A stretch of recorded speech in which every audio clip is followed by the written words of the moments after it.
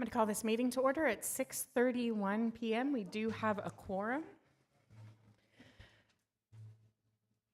This meeting of the Seguin Independent School District has been duly called, and notice of this meeting has been posted in accordance with the Texas Open Meetings Act, Section 551.043 of the Texas Government Code.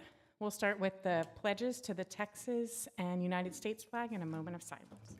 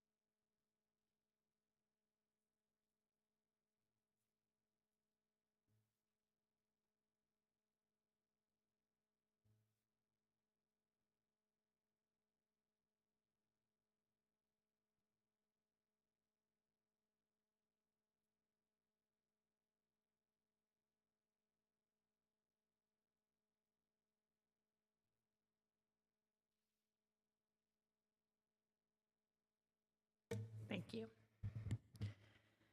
Moving on, we have superintendent announcements from Dr. Lee.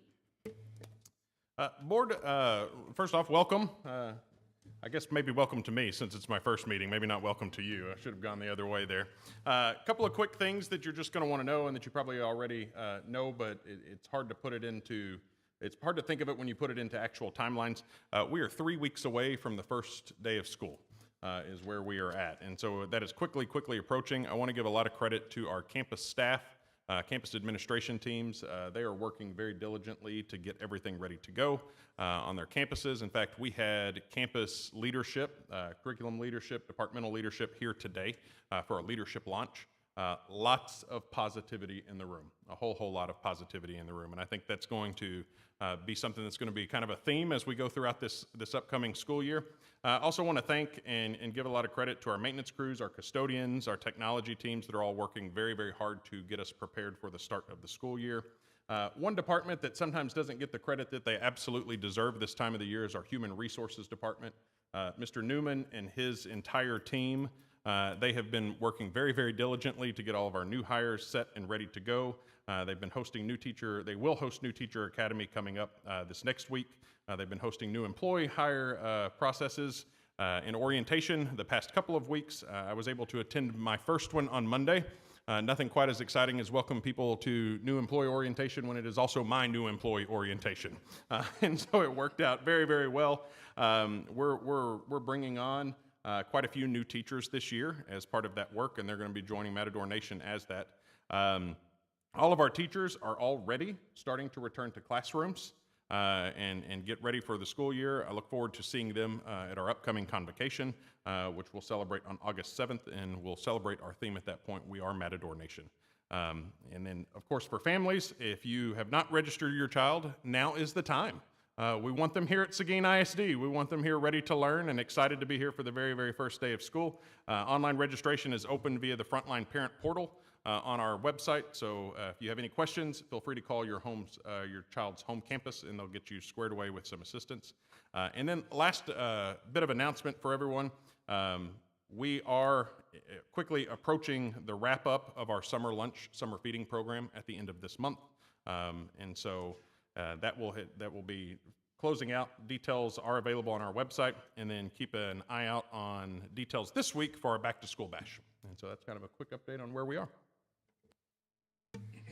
Thank you and welcome. We're very excited for you to be here. Item 1D is board member reports. There hasn't been a lot going on this summer, but I want to give everybody a chance if there's something that you've done or you're thinking about or looking forward to. Go for it, and I'm going to put Mr. Bright in the hot seat. I'm going to just send a big shout out to child nutrition. What Dr. Lee was talking about with feeding the families and stuff. At all of the locations, McQueenie, Vogel, the park, Park West, at the high school. There's just been so many places at out at Irma Lewis Outdoor Learning Center. So many places that the child nutrition has been working all summer long to provide meals and food for our family and our community in Seguin. And I just want to say a big thank you to them for all of their hard work and all of those days that they're spending for that, because I know it's a huge asset to a lot of people in this community. So thank you, Child Nutrition. My shout out would go to the communications department. I think our social media has done, it's a great turn that where it's taken, and the energy and the excitement that is with it. Also, I think our website, it just looks brighter. It's more fun to look at. So I think there's just shout out to them, because I'm excited for this next school year and all of the new things that are coming. No reports, just a comment. I would like to comment on the staff here at central office that are having to put up with this lovely smell. And I'm sure eventually it'll go away, but thanks for sticking in there.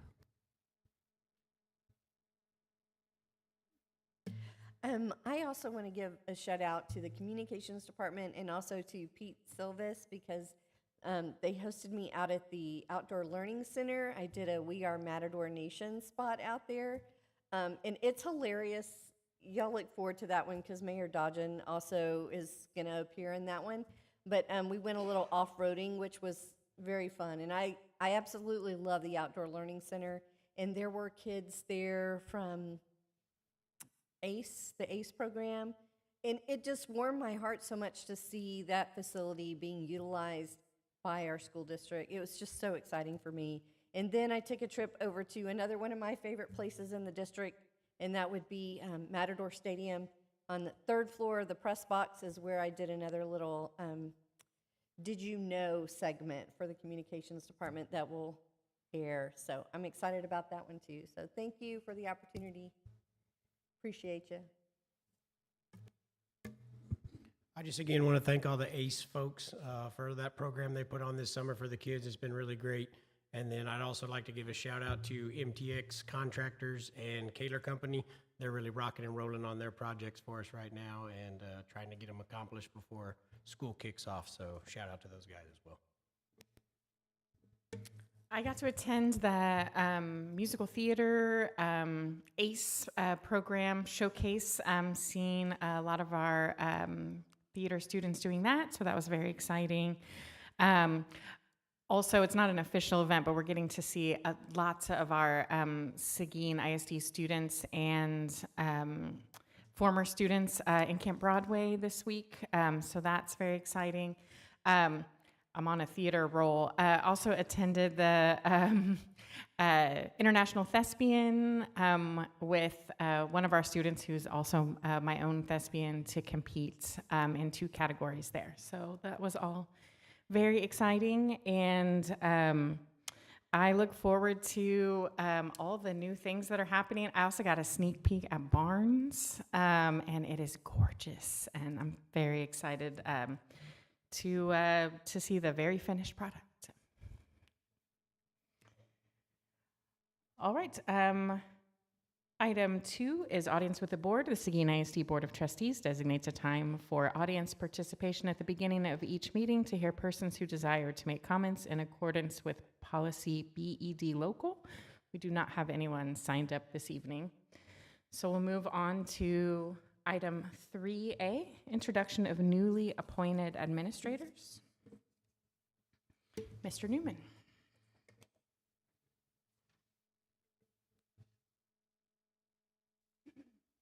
Do we have that list?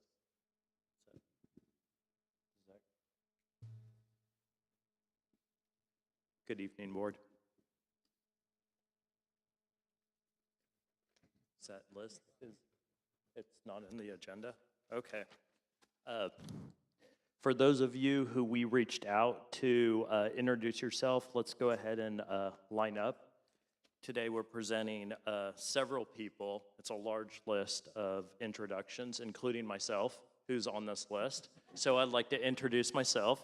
My name is Jeremy Newman, and I am the new Chief Human Resources Officer. And then we'll just have everybody go through.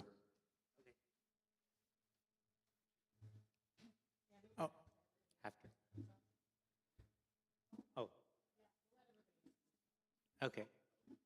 I'm Jose Falcon. I'm the new associate principal at Seguin High School, and I just want to thank each and every one of y'all, Dr. Lee, members of the board, for giving me the opportunity to serve this great community. It's truly an honor, and I actually give a shout out to Mr. Munoz too, because he was part of the committee that's bringing me on board. And I want to say that this is like an honor and a privilege to be in front of y'all, and I'm gonna give it everything I got. Thank you.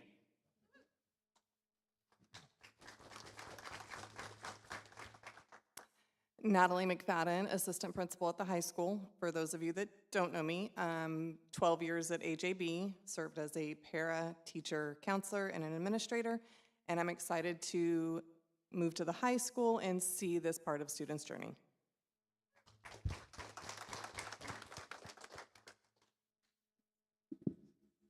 Good evening. I'm Gabrielle Blanc-Hardy, new assistant principal at Breezemeister Middle School. I'm super excited to be here. My mom was a Seguin alumnus, class of '81, so thank you for having me. Good evening, board. Dr. Lee, superintendent. My name is Joseph Alvarez. I'm the associate principal at AJB. I'm excited to be part of Ms. Guzman has it going over there at the middle school. So I'm, again, excited to be part of that journey and help kids be successful. Thank y'all. So. Good evening, ladies and gentlemen of the school board. My name is Ernesto Gonzalez. Everybody calls me Ernie. My kindergarten teacher labeled me and it stuck. I am excited to be starting my 24th year in the profession.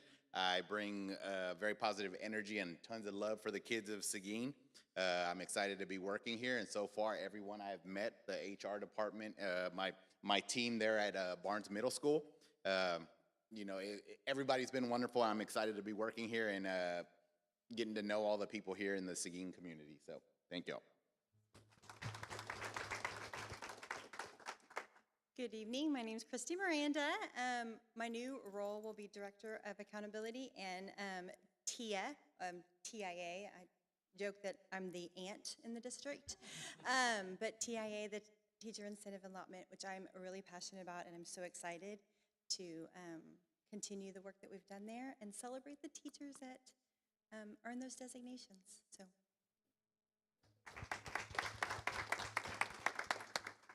All right, good evening. I'm Andrew Mason. I'm the new associate principal at Barnes. This will be my 6th year with Seguin ISD. I'm excited to move up in my role, take on more responsibility, and continue to work with all of you and serve our students in the community.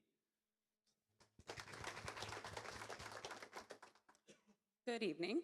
I'm Terry Nolan. This is year 18 in education, and I am so proud to be back in Matador Nation to serve as the new softball coach.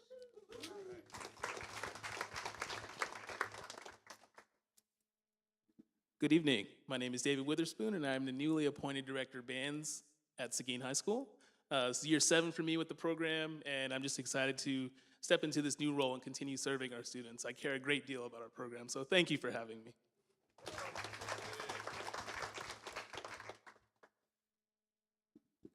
Hi, everyone. My name is Sam Parrott. I am the newly appointed Fine Arts Coordinator for Seguin ISD.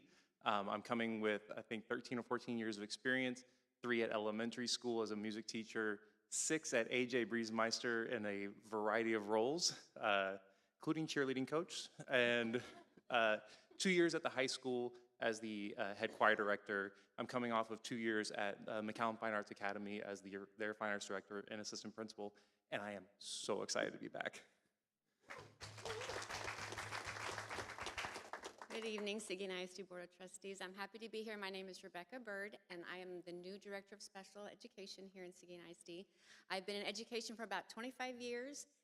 My happiest 8 years were here in Seguin. I'm really glad to be home. I've recently been in the Austin area as the Director of Special Programs, but I'm so happy to be back here and continue the great momentum that we have. And I am appreciative of your continual support. Thank you.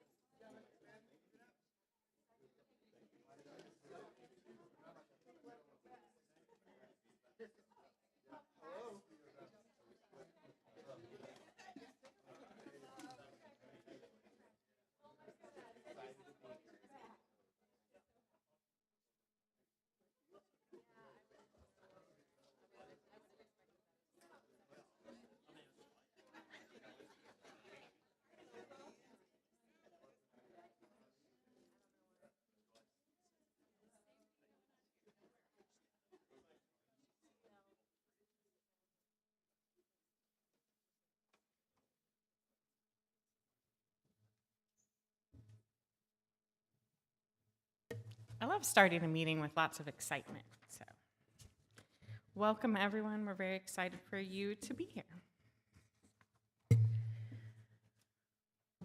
All right, we'll move on to 3B, update on fine arts stipends and teacher raises. Mr. Newman, Dr. Parrott, and Ms. Banks.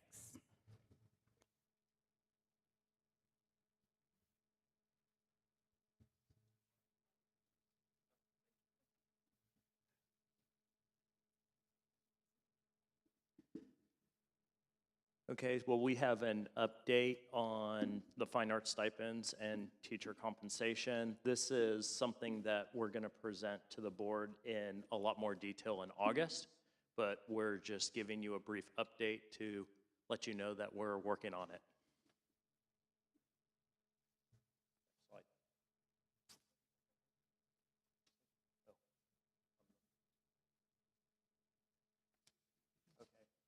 So Dr. Parrott and I have been, thank you, working towards working on the fine arts stipends. And so over here, you want to come in here with Dr. Parrott? So on July 7th and 14th, we got together and really discussed the stipends in more detail. One of the things, the last bullet point, the goal is to move away from compensating for extra days and create a stipend amount that's fair, competitive, and will continue to deliver our fine arts programs with excellence. I don't know if you want to add anything about that. So we've been working on this for the last couple of months, coming up with, looking at comparing with districts that are very similar, making sure that we are comparable with other districts and leading the pack with other districts as well. We have a very large incoming fine arts staff, so about 1/3 of our fine arts staff is in a turnover mode this year, which is fantastic with bringing in new energy and excitement. We just want to make sure that we are meeting or exceeding the area school districts. So as we go through this process, we've been working on it for the last couple of months, and we have a breakdown for the August meeting that divides it by each individual program and some new recommendations from me, also an update from the previous process.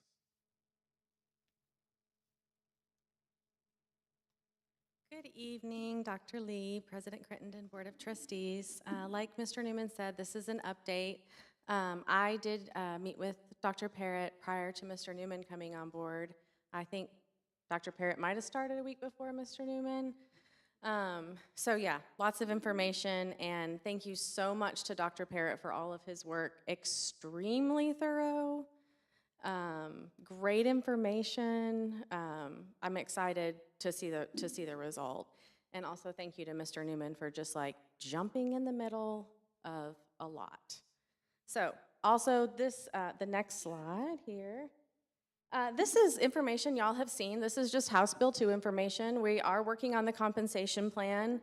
It's a little bit more work than it has been in years past, but this is like the basic teacher retention allotment. So I structured it years of experience. When a teacher comes in, they're on step 0 their first year. So it's kind of weird if you're not in public schools, but this is the amount of money that we will be receiving that we will turn around and give to teachers that are on steps 3, 4, 5, and over. So a teacher that's on step 3, according to House Bill 2, has to get what they got last year plus $2,500. And then 5 years or step 5 and up is going to have $5,000 added to their salary. That is how we're structuring the salary table that we will bring to y'all in August. Most school districts haven't seen anyone that hasn't yet pulled counselors, librarians, nurses off because we're not going to receive this funding for those positions. So that's what we're working on. And we currently have them on the same salary table, but we're pulling them off. Who qualifies for teacher retention allotment? I've heard from so many staff members that want to know if they are going to be receiving this. It's pretty clear at this point. They've changed the wording a couple of times, TEA has. They have to be in the classroom not less than an average, it used to be at least, now it's average, of 4 hours each day teaching in an academic setting. So if you're not coded in PEIMS as an 087, which means you're a classroom teacher, then we will not receive that funding for that person. So there's options of maybe moving people back in the classroom. Lots of schools are looking at ways to do that to get the funding to be able to turn that raise over to employees. The other piece of the funding that we're receiving for staff is called the staff retention allotment. This is the money that they said we're supposed to use to give everyone else raises. Not administrators, so not myself or not like an administrator at a campus, but everybody else. So teachers that aren't eligible for the salary increase under the TRA, counselors, librarians, nurses, paras, custodians, cafeteria bus drivers, admin assistants, and all support staff, and we are receiving about $262,000 for all those people. That is not very much money to give the rest of our staff a raise. So we are required to pull that into our compensation plan. That will be very easy to do because it's not a lot of money. So, but we are planning on bringing you a recommendation for a raise in spite of the budget deficit. So we'll have it all together you at our August board meeting. Do you have any questions? Liz, just to clarify, the recommendation that will be coming is House Bill 2 plus an additional raise, or is it just the requirement by House Bill 2? So I haven't put that together for y'all. I may put just House Bill 2 and then another option, just so that you have a couple of things to think about. But exactly what I bring to you isn't what you have to do. We can change it, but I'm considering two options. Okay. Okay, thank you. Thank you. Up next is item 3C, personnel information professional employees. Mr. Newman.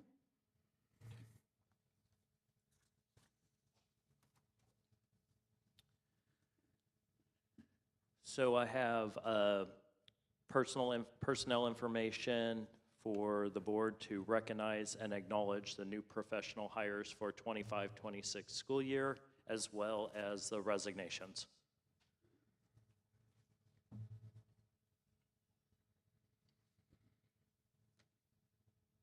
Any questions on any of those items? Thank you. Next is. Sorry. If I can go back to that, I'm sorry, Mr. Newman. This is my first year being on the board during the summer turnover time. How do these numbers compare to what they should be? Are we high? Are we low? Or is this typical? So I've been doing a little bit of research, and I can say that these numbers appear to be a little bit high from past years. I've also pulled reports such as just looking at a comparison of how we are to other schools or other districts in our region, and we tend to be higher than the other districts in the region at this time. As it comes to the resignations or the hiring? Both.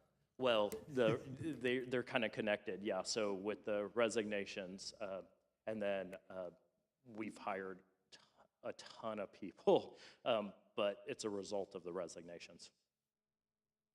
Yeah, board, I want to give a lot of credit to Mr. Newman and his staff in general. As we mentioned in just the superintendent updates, we have seen quite a bit of new staff that are coming in, whether that's administrative staff, instructional staff, support, paraprofessionals, whatever that is.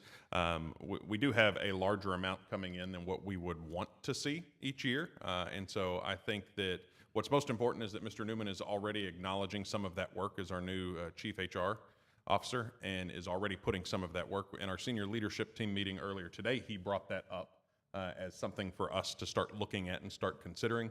Of course, his priorities at this exact moment are continuing to hire and process as quickly as possible so that we can finish out the positions that we do have open. But that is something that Mr. Newman and his entire team is looking at, and they're on top of already. So I expect that we'll see some different approaches as we end this coming school year and start looking at next year's hiring. Start looking at retention, start looking at how we are, what exit interviews, things like that look like, so that we can try to ensure that we keep quality people. We want quality people in Seguin ISD, and part of that is Mr. Newman and his staff really looking and digging into the data on it.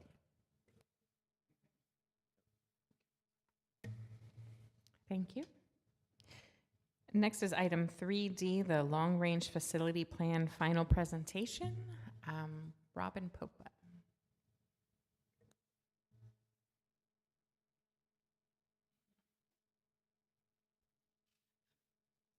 Right. All right.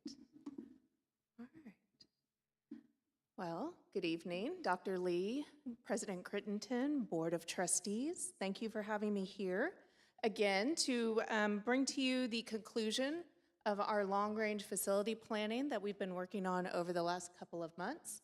You'll remember I was with y'all last month and gave you a deeper dive into the process behind how we arrived at what you're going to see tonight. So I didn't include a lot of that content in tonight's presentation just to be respectful of everybody's time, but I am totally prepared to go into any sort of details on the exercises, the discussions, the process as I go through this. So please feel free to jump in and interrupt me if you have questions. So just as a reminder, we started every meeting with the long-range facility planning with a reminder of their charge. What is the purpose of this group convening? What are we allowed to discuss? What have we been asked to discuss? And what is something that maybe is a step beyond what this group's purview is? And really just keeping in mind that we're based on the future success of Seguin ISD, but we're really looking at facility-based solutions that will create quality educational spaces for all students. And the priority for this group was really focusing on existing facilities. We know that the region is in a high growth area and we're seeing the growth come. And I will talk about some of the comments that came out of the group that they wanted to make sure that the board and leadership heard because it was germane to our conversations. But the majority of our discussion really focused on existing facilities. And so just as a reminder also, we started off by remembering where we started. So in 2018, we did a similar long-range facility plan where we looked at all of the facilities that the district had in its inventory at that time. We did an assessment and discussion about their needs. We talked about potential improvement plans, and we also began to rank all the facilities into what we were calling priority tiers based on the group's determination of their sense of urgency of needing to be addressed. And so what you see here is the worksheets that we worked from, and I am happy to report that all those green highlighter areas mean that some sort of project or bond was passed and that particular aspect of that project has been completed. So there was a lot of really great work that was done and executed as a result of the 2018 long-range facility plan. But long-range facility plans are meant to be fluid. They're meant to adapt over time because you'll see that there's names of facilities up there that are no longer in the district's portfolio, and there's also facilities on there that you own now that you didn't own in 2018. So there is a purpose behind constantly revisiting those and making sure that it's a fluid and dynamic discussion. All of this does pave the way for the district to create clarity and transparency to your community when you do go out for a bond. So there is discussion and there is data and there is purpose behind whatever sort of proposed projects end up being on those bond referendums. And you'll see that that 2018 long-range facility plan paved the way for the 2019, 2022, and 2023 bond programs. So what did this committee come together to do? So what you're going to see the rest of my presentation today is we're going to walk through the confirmed needs on a campus-by-campus basis. The group discussed and achieved consensus on proposed improvement plans at each campus. And then we achieved consensus on designating priority tiers, again, with the inventory and the portfolio of facilities that the district has in its possession right now. And then there are some discussions that we had about some out-of-the-box thinking and some strategic recommendations of moving potential programs in order to free up facility resources, and I'll get into that in just a minute. So the overall process went this way. We started meeting in February, and then we're recapping today. And like I mentioned, in June is when I gave a deeper dive into the process and really went into what each one of those meetings entailed. So I'm not going to go through that all again because I want to be respectful of y'all's time. And so if you do have questions or want a reminder about what we covered at any of those meetings, just please ask.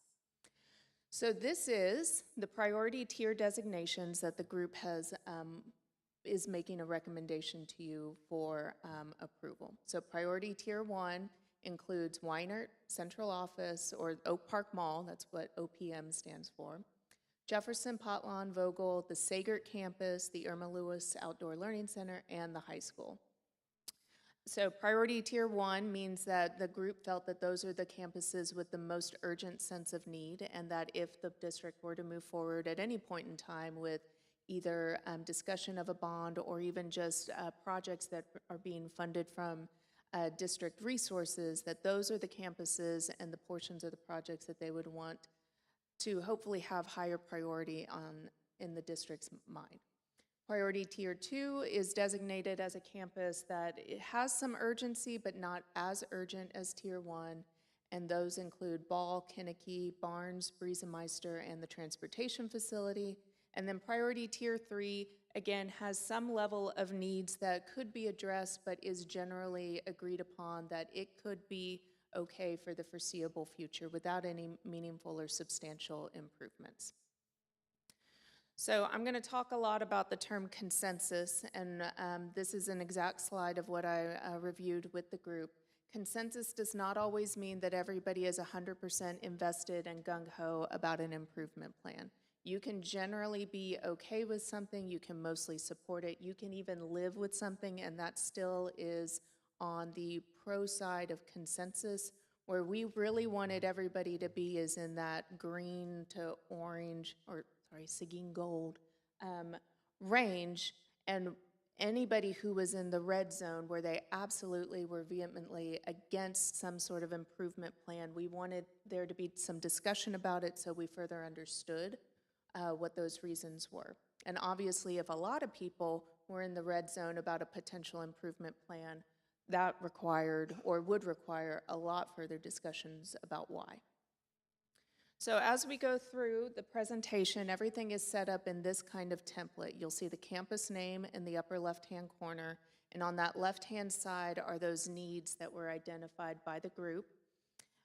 Any need that is highlighted in gold means that this improvement plan proposes to address that need. So you'll be able to very quickly see just kind of a general percentage of what these improvement plans are meant to do as far as addressing those existing needs at these campuses. A brief description of what that proposed improvement plan is going to be on the right side of the page. And in the middle is a general plan of, or a Google Earth image of the campus with some diagrams of ways that those improvement plans could be implemented. I will just state for the record that these are conceptual only. They're not meant to indicate exact geometry or placement, but it's meant to give a conceptual idea about approximate size and just a notion of what that improvement plan might look like. So as we go into priority tier 1, we're going to visit each one of these individually, but I'm going to start each priority tier with a just recap of where all of the voting ended up when we polled the group and asked for their consensus on each improvement plan for those campuses. And so I don't know why the green is not shown on Weinert, but there were, you'll also see the numbers of everybody's vote in there. So we had 15 people the day that we took this poll, and you'll see that 11 of the folks on the Weinert side were in the green area, 13, 14 for central office in Jefferson, 9 and 5 at Potlawn, 14 and 1 at Vogel, 12 and 3 at Sagert, and 10 and 4 at Seguin. We had very few people who were just kind of in the mostly, like, I can live with this, the gold zone. And it was really great to point out that nobody voted in the red zone, where they were adamantly opposed to what was being proposed for that campus. So as we go into Weinert, you'll see that the group had agreed upon that there were 12 major needs that this campus currently has. And the proposed recommendation is that the improvement would be to construct a replacement campus on site. However, acknowledging that it likely needs to be a smaller school than what it is today. And that makes sense because it's a very small footprint, it's a very small site, and the classrooms that are there are really undersized by TEA's current standards. So to replicate the exact capacity of what Weinert is today on that campus is not something that would be easily achievable. And so our recommendation as a group is that if it is rebuilt on the site, it is acknowledged that it's going to be a smaller neighborhood school, somewhere in the range of 350, 400, possibly 450 students. I believe the capacity right now, based on the last demographics report, is right around 600 at that campus. I will say that this campus got the most dialogue out of out of all of them, and if anybody here is in the audience from the group, they can probably concur with that statement. But there was a lot of discussion about that second bullet point as a potential alternative of constructing a replacement campus for Weinert, but doing it off-site. And once you start moving off-site, you really want to start looking at maximizing the size of those buildings, kind of like what we are doing currently at the new McQueenie School. So McQueenie, the replacement campus, is designed to accommodate anywhere from 800 to 850 students, which is a much higher capacity than what the existing campus can hold. And so once you start looking at off-site locations, you really want to go a little bit larger because that range right there, 800 to 850, is a really sweet spot as far as being able to make a sizable draw for capacity for students. It's a really great number as far as not overtaxing or overstaffing a campus, and it is still a somewhat manageable size. You're not getting up into the 1,000, 1,100 student elementary schools, which can get really, really wild to manage. So for central office, or Oak Park Mall, as we started trying to describe it, we are actually proposing that the campus or the site will get repurposed into a offshoot for the high school, into either a CTE facility that possibly has maybe some classroom space, general education classroom space as well. One of the things that we looked at, and I know that the district is in process of getting a new demographics report done in the early part of 2026, one of the things we looked at was where that capacity range was for the high school, and is there the ability to leverage this site that is right next door to the high school to be able to accommodate a little bit added capacity at the high school level, which what that does is it pushes off the discussion of the second high school for several more years. So one of the things that the group discussed is also whether this building is a candidate for renovation, or in light of some of the things that we've seen that have happened just very recently, it might be a worthwhile candidate for just demolition and rebuilding in its place. But it's really a unique opportunity for Seguin ISD that, and it's a benefit of having such a sizable piece of land immediately adjacent to the high school. So being able to really leverage that to provide that relief valve for the growing number of students at the high school level is really what this committee is proposing and advocating for. Obviously, before I go on, a lot more discussion related to the building, this building, would need to happen related to what type of programs would be potentially housed over here, and whether or not those are brand new programs. Are they extensions of programs that are already in place over at the high school? Those sorts of discussions are kind of the next layer of detail that would have to go into this project. Over at Jefferson Elementary, I'm just going to keep going unless anybody has any questions. So you're going to have to raise a hand or just interrupt me.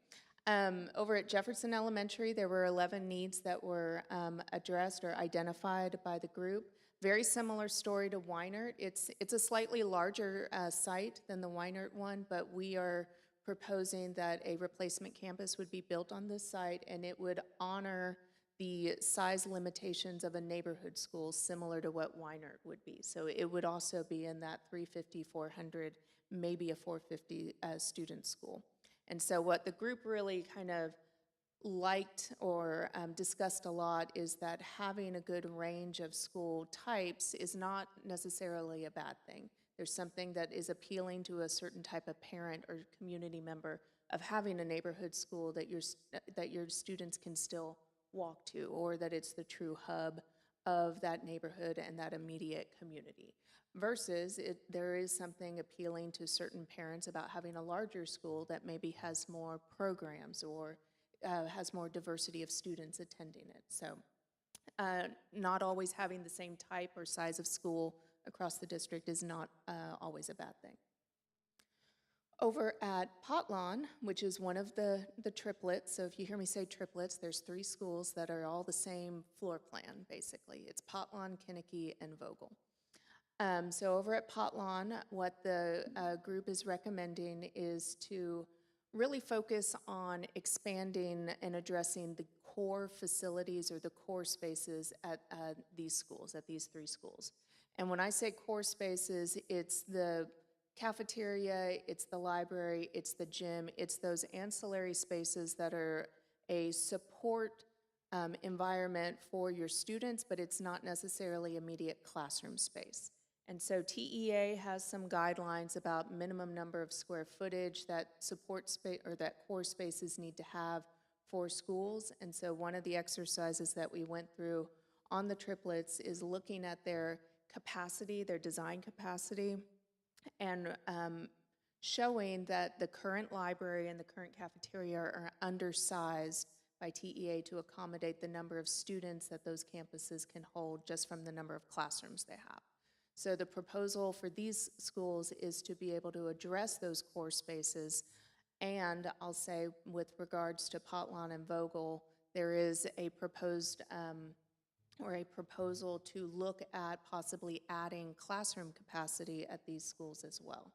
Their sites are a little bit larger, and they have maybe some more site-related amenities or adjacencies that would support adding a couple more classrooms or adding some capacity there. So basically what would happen here is the existing cafeteria, or let me just go down the bullet points. We would construct a new gymnasium and kitchen and classroom addition. The existing gymnasium would get renovated into cafeteria dining. The existing cafeteria dining would get renovated into a library, and then the library would get expanded and incorporated with the administration suite. So if you've been in any of the triplets, you know that their admin suites are woefully undersized as well. So being able to capitalize on that adjacent square footage would allow them to expand and have the type of office space and professional development spaces that those teachers deserve. Yes. I have a question. With the increased student capacity, where would that put Potlawn at capacity? I looked up, they're right now between like 400 and 450. Yeah, I think based on the demographics, so we went back to the demographics report because that's what calculated capacity, not based on current enrollment, but what the school can physically hold. And I think with regards to the triplets, it was at like 550, each one of those. And I can verify that, and we're not making a necessary recommendation on number of students to increase. We're just saying the potential is there at Potlawn and Vogel that you could increase capacity at those schools if that's the direction that the district wanted to go. You just add like a couple of different classrooms, so it's like 50 to 100 students? Potentially, yeah. Okay. When we figure those now, sorry, when we figure those numbers now, are we including portables? Because Yes. I'm looking at like something like Weinert, I don't see how we can get to that number without portables. So portables, I believe, were included in that demographics report. That's one of the things that Liz and I have talked about is that we would love to be able, with the 2026 refresh of that report, to really go back and verify the capacity at each one of these campuses, because there are some, like Weinert, that it's just a little hard to imagine how you would get 600 students there. And so I'm really interested to hear from them how they came to that number. So that's why all of these recommendations are not necessarily giving you a specific number other than related to Weinert and Jefferson, we know we want to be lower than what that existing campus can hold. So, yeah.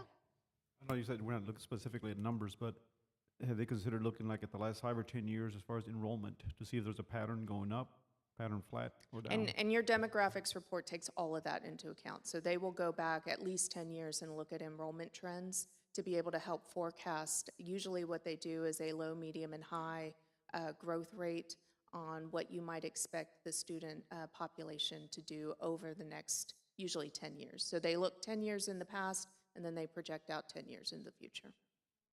That's generally how I've seen most demographic reports are built. Great. So over at Vogel, it's a very similar story to what I just went through at Potlan, similar, trying to right-size your cafeteria dining by taking over the existing gymnasium space, right-sizing your library by taking over the existing cafeteria dining space, using the existing library space as an extension of the admin, and then doing new additions to address a gym and kitchen and potential classroom addition. All right, over to Sagert. I'm surprised nobody asked me, like, well, wait a minute, if we're going to take this site and make it into the high school or an extension of the high school, what's happening to central office? So one of the things that the group discussed is that the Sagert campus still has a lot of emotional connection for anybody who is homegrown in this area. It's a beautiful building. As an architect, I really love it. And it is something that the group was really kind of intrigued about, making that the new home for central office. I know that there's obviously some programs that are there right now, and that would have to be discussed further as far as where those programs end up moving to. So MBLC, DAEP, and I believe the transitions program is over there as well. So there is some further discussion about what happens when all of those things get potentially moved around, or do some of them stay at the Sagert campus, or do they find new homes at some of the other facilities that the district owns? But the real point with this is that making one of the older campuses in the district's portfolio, making that have the identity as the home for central office, was something that the group really resonated with. There are some existing buildings on that site that are beyond any sort of renovation potential. That red square is the Motel 6 building. There's lots of little nicknames that we'll kind of go through, but it is also just really uniquely positioned, being so close to downtown, that it really presents some unique opportunities for the school district to be an active and engaged downtown community participant. So. I know it's not designated on this picture, but would there be some dedicated parking area? Yeah, that was actually one of the first questions that came up, because obviously if you drive out there right now, there's very limited parking. The great thing about the Sagert campus is there's that large field that's right there, that if it was converted to a central office function, as much as the health benefits of walking the track might be great, it's probably more of a priority to turn that into parking. In the on-site parking. gymnasium? And potentially the gymnasium side as well. Could be overflow. I know there's also, I think, some lingering discussions about whether or not the city would want to maybe do some sort of exchange on that property.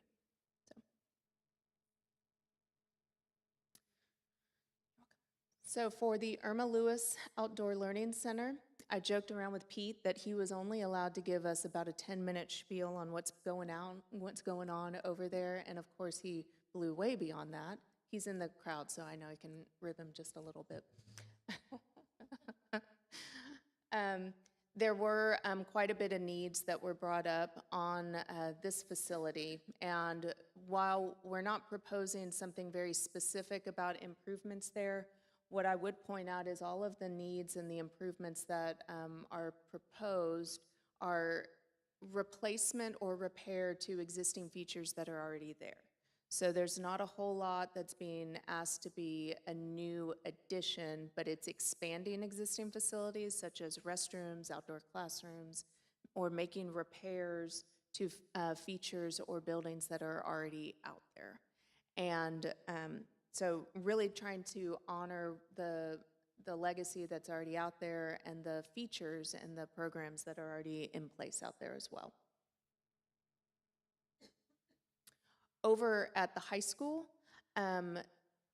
the improvements that were agreed upon or that are being proposed are related to some roofing aspects that were, I think, initially anticipated for when the high school was rebuilt, but weren't able to be accomplished at that time. Doing some shading elements in the courtyard that sits in between the cafeteria and the library to make that outdoor space a little bit more hospitable. And then doing some moves at the traffic alignment where the main entry to the school does not quite line up with, I believe it's Cardinal Street out in front. And so making some adjustments there to make the intersection a true intersection and not that slightly offset interaction there. So as we go into priority 2, this is where the votes fell. So again, the majority of folks were in those green zones. We did have a couple of folks here who said that they were not in favor of the proposed improvement plan at Barnes or Briesemeister, and I'll go into what those particular comments were. You'll see it was a single vote in each one of those campuses. So over at Ball, really what we're recommending is a replacement of the cafeteria and gym. So if you remember back in 2018, those facilities were already identified back then as being undersized and having some structural issues that, while it's not an immediate life safety hazard, it's kind of lived its life and it's beyond renovation. And so for that campus, we are recommending a replacement of the cafeteria and then gymnasium, and then some parking lot modifications with the hope to increase on-site queuing. Over at Kinnicky, it's a very, very similar story to what I went through over at Potlon and Vogel. The only difference here is that the group has made a position that we would not recommend trying to increase capacity at this triplet. So then maybe they're not called triplets anymore after this. But and really, a lot of that was driven from the site conditions that Kinnicky finds itself in that are different than Vogel and Potlon. Kinnicky being immediately adjacent to Barnes and really being hemmed in on all sides by neighborhood development around makes adding students at that campus really problematic from the impact that it has beyond its site boundaries. Over at Jim Barnes Middle School, I do also want to echo what was said earlier today that Kaler Company is doing a fantastic job on that project out there. I was walking it today, earlier today, and it is amazing the night and day difference that the work out there is that they're doing. The group has acknowledged that one of the features that is been implemented over at the other middle school is a weight room, that Barnes doesn't have a similar facility that is comparable. And so their recommendation is that there be a weight room added and that the sports field and track be replaced as well as the bleachers. So what I will say is that the person who voted that they weren't in support of this improvement plan really, their statement was that they didn't believe that the sports fields needed replacement due to lack of use. So whether or not you agree with that, that was the statement that was made from that individual, which is also why that individual voted no for the improvement plan at Briesemeister. So just having recently gone through a major renovation at that campus, the sports fields and the bleachers at that site are the kind of the last thing remaining. And so that is the improvement plan that the group is recommending for this campus. Over at transportation, eventually we would propose that the maintenance department get relocated over to this site. Again, freeing up some square footage at this facility, whether or not this eventually becomes an extension of the high school or continues to just operate as central office for the time being.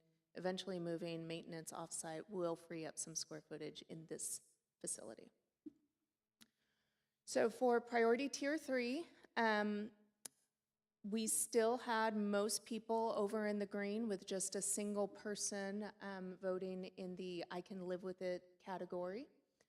For the stadium and Goldie Harris, the proposed improvements are all focused on the Goldie Harris facility, doing an addition onto that facility to accommodate added locker room space, but also renovating a portion of the existing facility to address office space, storage and support facilities, and then a replacement of the tennis courts.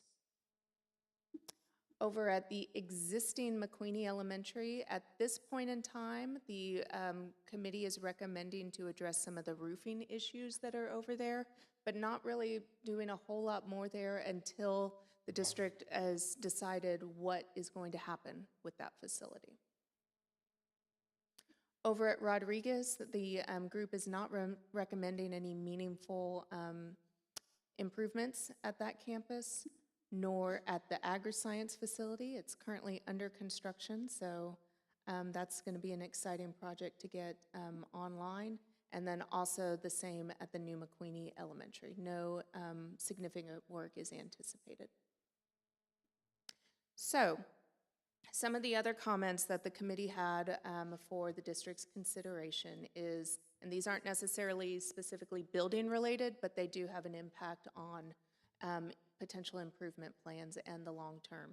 So attendance zones should be reevaluated in order to make sure that we are maximizing the usage and capacity at each Seguin ISD facility.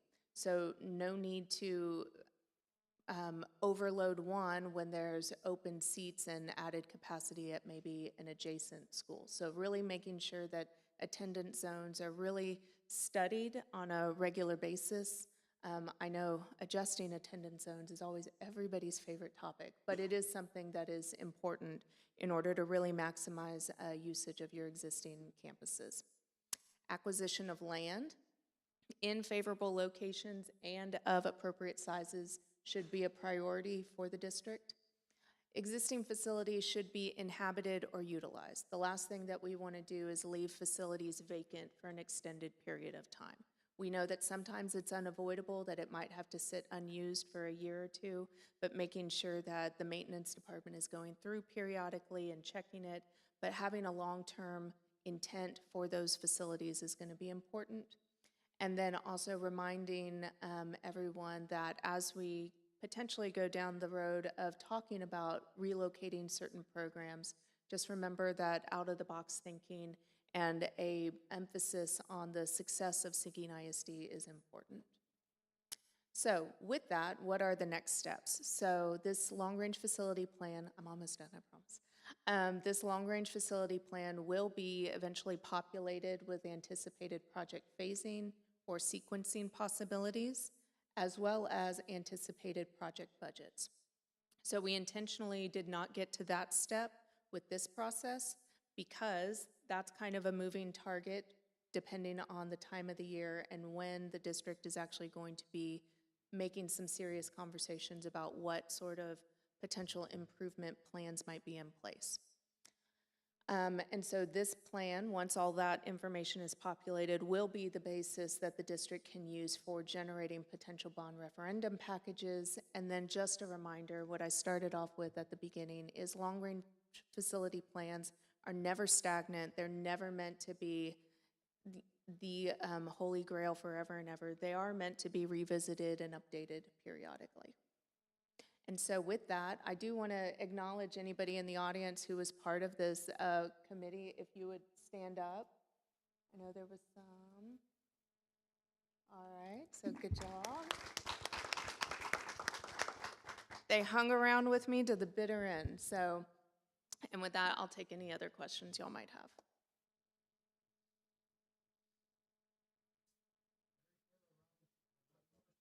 Okay. I know, I think we've been kept so up to date through the Yes. process that I think it's been great. We can wrap our arms around Perfect. everything, so we appreciate it. And we appreciate everybody on the committee. Let me see if I can ask this question in a way that I know what I want to say. I just don't know if it's going to come out of my mouth right. Okay. But any of the renovations or anything that you've presented, that would not change if we were to build, say, a new elementary school or build another facility. This plan still needs to happen. Yeah, so that's a really great comment, and it is something that we talked about. So if we were to build the 8th elementary school, let's say, and sized it similar to how McQueenie is sized, you may find, and that's really where that demographics report is going to be very important, because what I look at when I look at those is not necessarily always the capacity or enrollment per campus, but I look at the amalgamated number on your elementary school levels, your middle school levels, and your high school. Because when they project out and they start getting up to the 90% capacity, 100% capacity, that's when you really need to start identifying those are key moments in time when new facilities need to be opened or capacity needs to be added elsewhere. I generally use a rule of about 80% capacity as kind of your sweet spot as far as being able to still have extra elbow room, to have spaces for specials, for pull-out, inclusion spaces, those types of things. Once you start getting above 85%, all of those ancillary spaces get absorbed as classrooms, especially if you don't have portables that you can bring onto site, or if you have a site that's challenged by even just bringing a portable onto site. So that was just a little bit of a background on that. If a new campus were to be built and it has a larger capacity, there are some aspects of these plans that don't necessarily need to be at the forefront of that particular campus's sequence of improvements. So, for example, the added capacity at Vogel and Potlon may be able to be delayed if a new elementary with a larger capacity is brought online sooner than that. So, did that answer? I thought it was interesting. We went to something where Commissioner Morath was speaking, and so much of what they talked about was diversifying campuses. So I felt like that went right in line with this. I think for the last few years since we took Ball out of being an elementary, and we've tried to keep all the 7 elementaries so much the same, and I think a lot of places are getting away from that, and I think this is an interesting plan for putting some diversity and some choices for families that are looking for different things. Well, and it's also embracing what you already have. There are certain aspects of specifically the Weinert and the Jefferson site that you aren't going to be able to replicate with a new build. The size of those trees, its integration into those neighborhoods, those are things that are intangible but are valuable to those campuses, and that it's not easily replaced. So, any other questions or comments? all right, thank you. Thank you very much.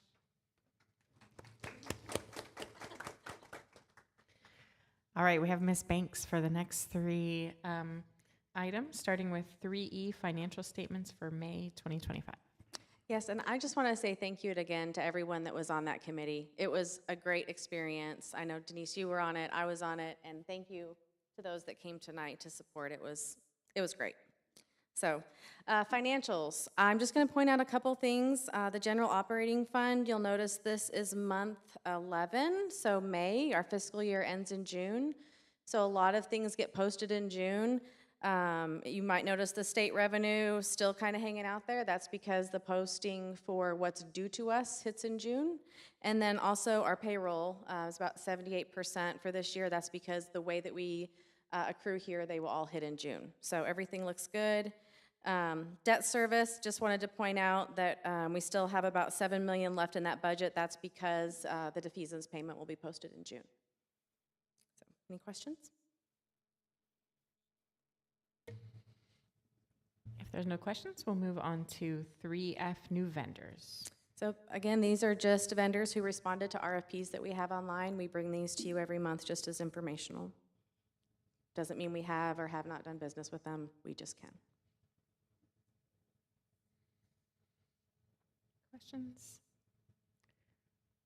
All right, seeing none, we'll move on to 3G, discussion of status of AJ Briesmeister Middle School construction project. Yes, ma'am, this is just an item on the agenda so that it can be part of your closed session. Okay, thank you. Thank you.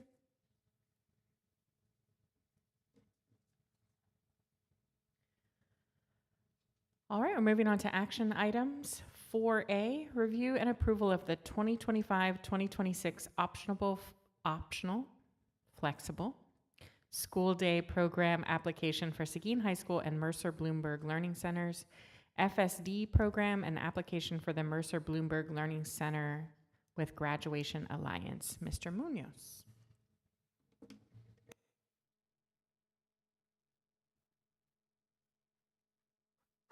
Thank you, Board. Thank you, Superintendent. Thank you to all you who helped in the preparation of this presentation. Again, this was something that happened prior to me arriving here, so just kind of learning how the optional flexible school day program works specifically here for Seguin. So I'll talk through it as best I can and answer questions here at the end. First, what you're looking at is just the specific profile of what this program is designed for. So it allows us to offer some flexible hours for students in grades 9 through 12 who were previously at risk of dropping out. It helps them also to be able to participate in an early college program if we have that, and we do. And it also allows us to, and it also allows us to help those students that have previously been denied credits. So in a nutshell, what we're looking at are students that are over age and undercredited most of the time, and have experienced some kind of difficulties through the traditional high school experience. The way it's described, or the overall goal, is to improve the graduation rates. So that's the number one reason districts put this into place, and I'm coming from a district where we previously were just starting this program, so again, it looks a little different. There are some things that I have some ideas on what we'll be doing this year, or adding to, and specific data that we're gonna track that I think was not part of this process heading into the end of this year. So we're looking at different opportunities on when we're going to offer these classes, weekend, night, extended day opportunities, some credit recovery classes, and some flexible scheduling that we're working through at the high school right now. The target population, or some of the common traits of how a student is identified, or how we're able to, how we were tracking some of these kids, because they experience different challenges that a traditional high school student doesn't. Some of those are having to work to help support the family in one way or another, or support their own family if they've started a family early.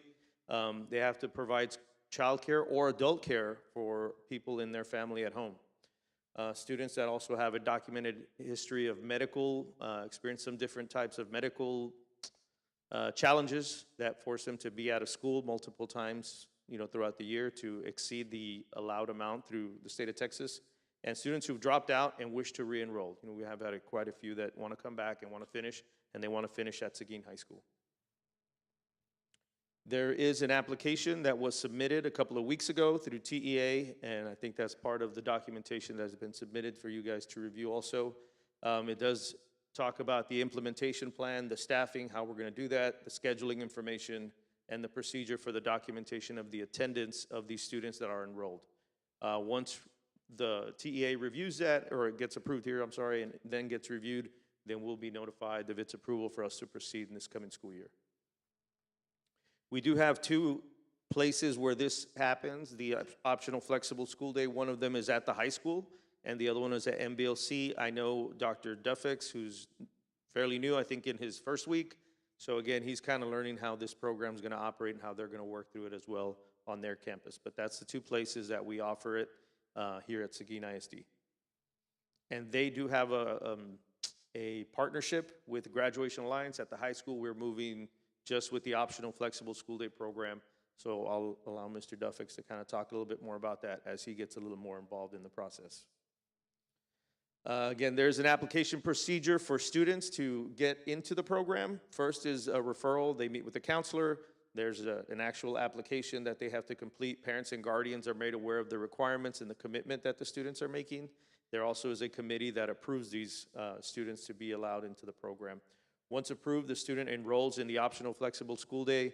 the first day of the next grading cycle. So that does create a little bit of a challenge if students are trying to get into that program in the middle of a grading cycle. They have to wait till the first day of the next grading cycle to officially be enrolled in the program.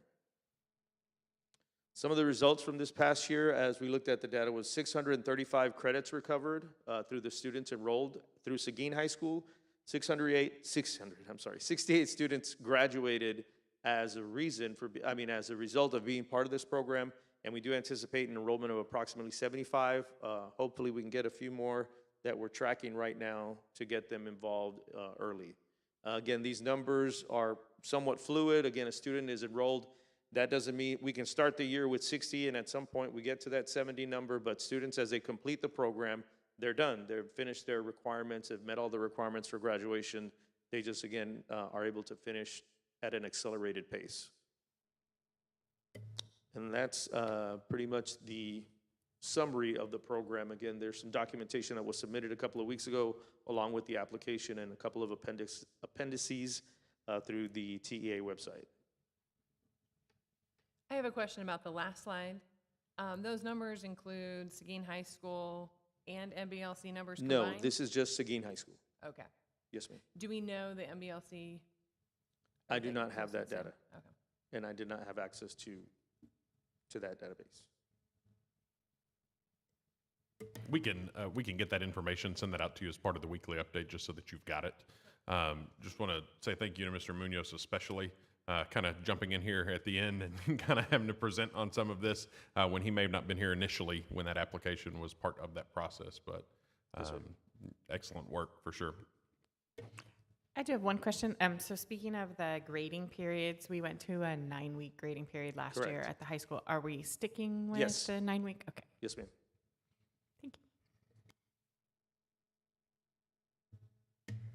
Thank Any you. further Oh, sorry. questions? I'll entertain a motion. Thank you. Thank you.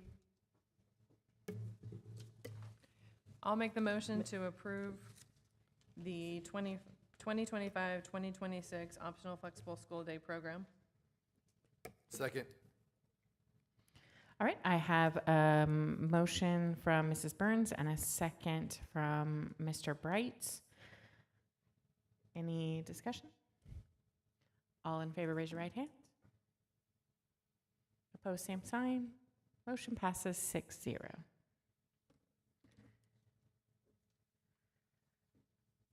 All right, we'll now move into closed session. The board will adjourn into closed session pursuant to the following sections of the Texas Open Meetings Act. Pursuant to Texas Government Code Section 551.071, 551.074, 551.129, consultation with legal counsel, including possible telephone consultation with legal counsel, as necessary to address legal concerns, implications, and answer any legal questions regarding posted agenda items. And 1, emergency operations and safety protocols in closed session. So we're moving into closed session at 7:45 p.m.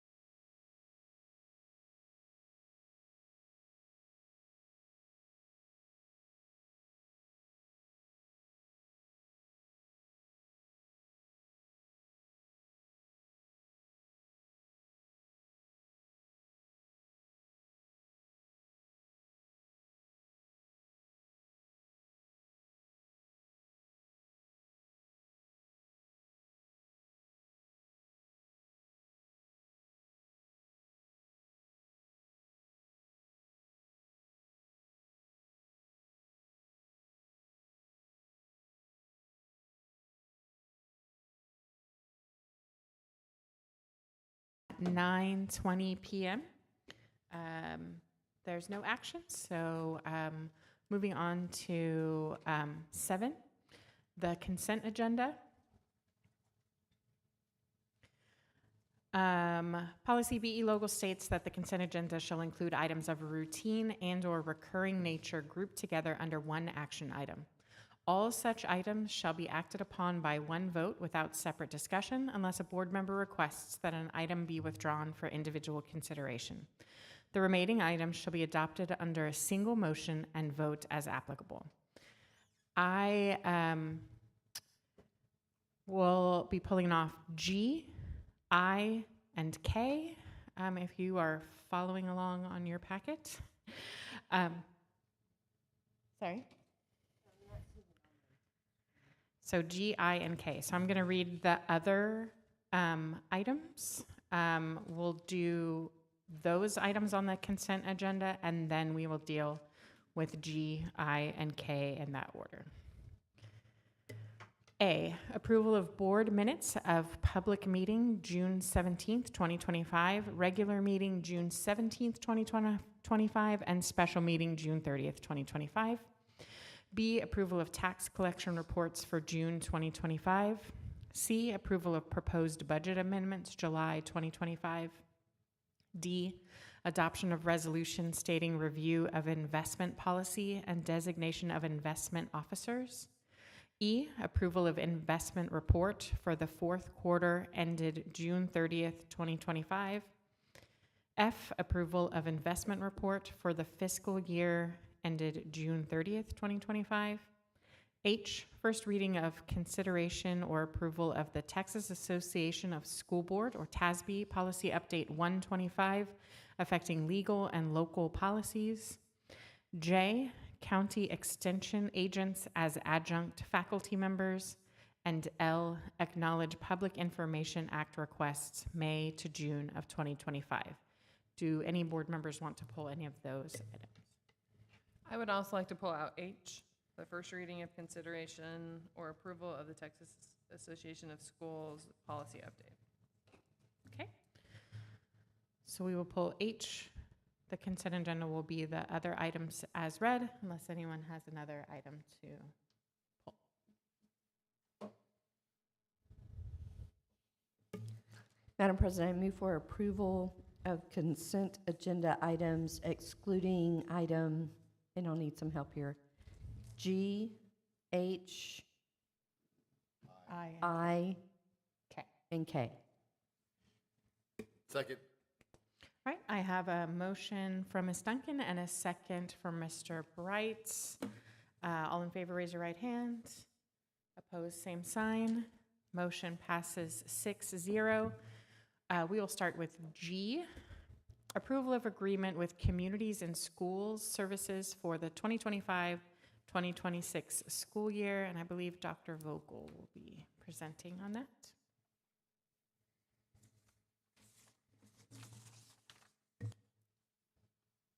Madam President, School Board, Dr. Lee, I stand before you to ask for your consideration to renew our annual contract with Communities and Schools.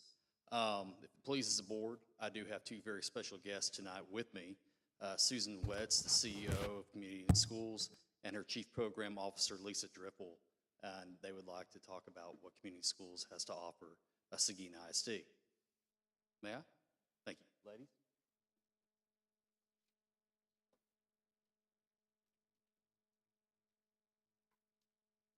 And they provided some information for you just before the board meetings. Hello. Hello, President Crittenden, trustees, Superintendent Lee. Welcome to Matador Nation. We're glad you're here. Thank you for allowing us to spend a little bit of time talking to you today about Communities and Schools, who we are and what we do.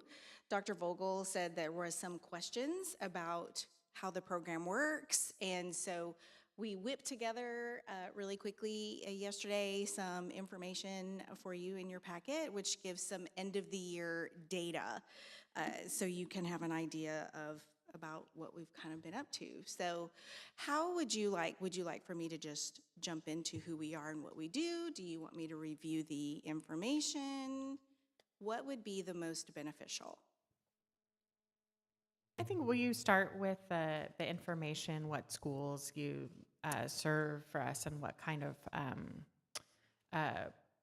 I don't want to say products, that's the wrong word, services and things. Yes. Okay, so we are a nonprofit agency. We partner with the school district to provide integrated wraparound services for students. So basically what that means is we have highly qualified staff who have degrees in social work or counseling to be at a campus full-time. So they're there all day, every day, to be able to build effective relationships with the students, their parents, but also the faculty and the community around the school. So our main goal is to help them be successful academically, but also socially, and help them achieve their life goals. So when you're talking about the services that we can provide, it really is individualized to every student. We are working with the most at-risk students that are on the campuses, so they have the most barriers, and they're very individualized, as I said before. So we're looking at building specific plans of service for each child. So we are serving 7 of your campuses. So Seguin High School, we have 2 full-time staff that are there. And I have to just brag a little bit because Seguin ISD was a trailblazer for us in that initiative. Until you did that over 10 years ago, our other districts have followed suit and added 2 site coordinators to their high schools too. So high five for that. We also serve Mercer and the Alternative Center in AJB, Jim Barnes, Potlawn, Jefferson, Rodriguez, and Weinert with full-time staff. So in your packet, if you turn to the sheet that starts with the targeted student improvements, I would like to explain these numbers. Is everybody with me? Okay. So I'm going to jump down to the bottom. So the number that is 653. So communities and schools receives funding from the Texas legislature. We are actually in statute and we receive funding. It is sent over to Texas Education Agency, who is our grant manager, if you will. So we have a lot of the same requirements that school districts do as far as accountability is concerned. And so we are given X number of dollars to serve X number of students with highly intensive individualized services. And so that is that 653 number that you see there. Those are the numbers that we need to meet our contract with TEA. That being said, we are not going to turn a child away. We aren't going to say, oh, sorry, we've satisfied our requirements. We don't need to work with you. We are never going to say that. So when you look up above, the 2155 are the students additionally served with individual intensive services. In addition to those 653. So when you're looking for the full impact of what that looks like and what we're able to accomplish, those are the number of students we're able to work with. Then the 5313, those are services that are provided in more of a preventative way. So we really work to provide intentional services on the campus. So our site coordinators are working with their administration. What are some global concerns or issues that we may be addressing on this campus? And how can CIS be a part of promoting those efforts? So it could be something around mental health, it could be something around social skills, it could be parent engagement. I mean, it could be a lot of different things. And they develop that plan as a unit together with the principals and the other administrators. So just kind of want to giving you an idea of the level of depth of services that are provided at the schools and explain those numbers. Below that is our outcomes for Seguin ISD. So we're tracking quite a bit of data. We have a lot of accountability, not only to TEA, but also our grantors and our other funders.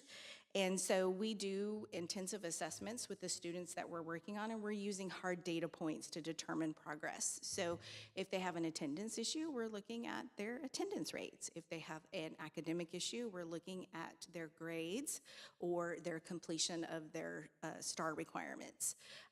If they have a behavioral issue, So there's a wide variety of scales that we have, but we have standardized scales that TEA vets for us to be able to use like pre and post tests to see if there's been improvement in those areas. And so we're pretty confined to some pretty hard data points to determine improvement in these areas.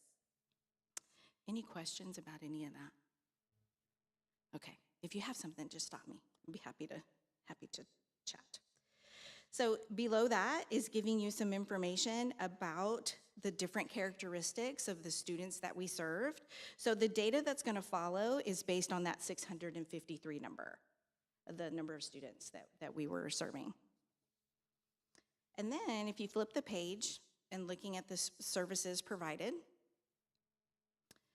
we, like I was telling you before, we provide a wide variety of services to meet the needs of our students. But you can tell, based on the needs that have been identified for these students, that 49% of our services fall within that mental and behavioral health area. Not surprising to us. We are seeing this trend across all of our campuses in all of our districts that we serve.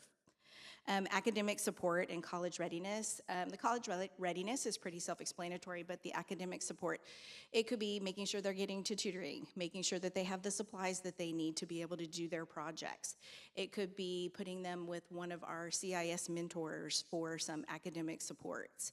It's whatever we need, even with our little ones, you know, did you get your homework done? Come in here, let's do your homework together. You know, whatever we need to do to help them be academically successful, including teaching them how to check their own grades and attaching that accountability between, you know, I didn't turn in an assignment, but my teacher gave me a 0, you know, that whole, you know, issue with that. No, you earned a 0 because you didn't turn in your, you know, having those conversations, real life conversations with them about improving their academics. Attendance, we will go and pick them up and we will bring them to school and we will help to empower them to, you know, maybe they need an alarm clock. Maybe we work with them on, you know, setting up your structure the night before so that you can be more successful in the morning. Every situation is different, but really working with them on having good attendance. I just have a comment there, and that's different than what like a normal counselor could do. Right. That's what sets you apart from having someone in the district do that. We can provide transportation for the students. We have to have a signed consent form to be able to do that because that is our liability waiver, but we can provide transportation. Yes. I don't mean to, counselors are great. They have their, they're great. We have a great working relationship with them and we complement each other very well. Basic needs and referrals. So taking care, goes back to Maslow's hierarchy of needs and really just taking care of those.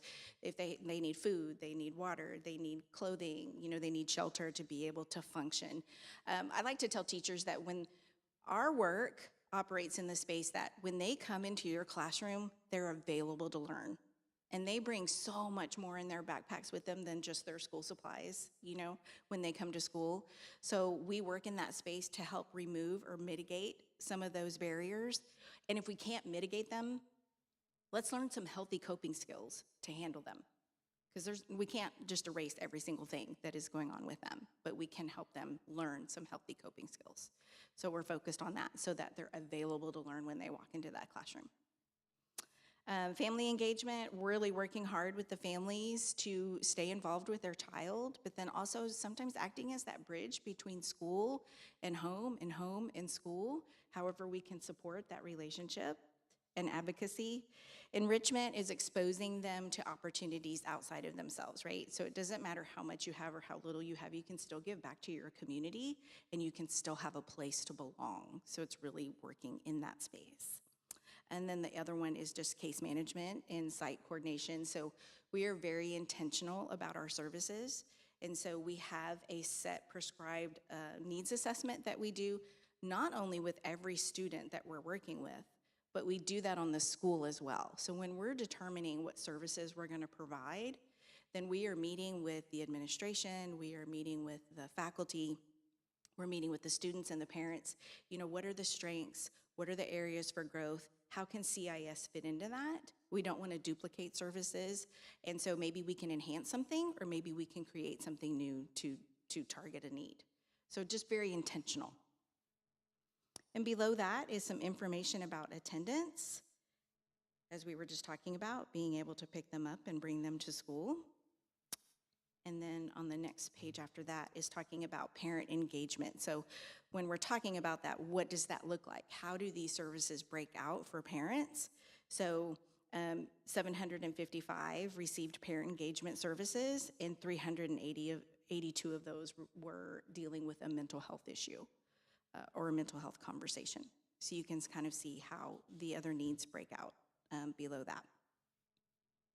So with communities and schools, we take the mental health. Obviously, you saw how big of a need that is based on the service delivery. And so we do a pretty thorough job of tracking those services provided not only by our site coordinators. So we have licensed masters professional staff at our middle schools and our high schools to be able to meet the needs of the students that are coming in. So whether it's suicidal ideation, self-harming behaviors, severe anxiety, depression, they're able to handle those. But sometimes those needs, because these site coordinators are meeting with so many students throughout the day, they cannot really comprehensively meet the full need of that student. And so they'll make a referral, and we have obtained grants that will provide a licensed professional counselor to come on campus and provide short-term solution-based therapy for students. And the gentleman that's at Seguin High School has quite the reputation. They love him over there, and he's absolutely amazing. So just taking it to another level, making sure that students who can't access community resources for whatever reason, you know, whether it's a transportation issue or maybe it's a financial issue, maybe even it's a stigma issue. But if we can break that cycle with those children and be able to get them the support that they need to learn those healthy coping skills, then that's what we're gonna do. And it's been tremendously successful. So we provided the therapeutic counseling to 57 students this past school year. And all of that counseling is covered by grants that we've obtained, so it's at no additional cost to the school district. When we're looking at crisis services, these are students who are in a crisis. They are actively suicidal or self-harming or in a situation that is not safe for them. And so we follow the district's protocol anytime there is that level of risk. And so we did that 72 times throughout the campuses that we are serving.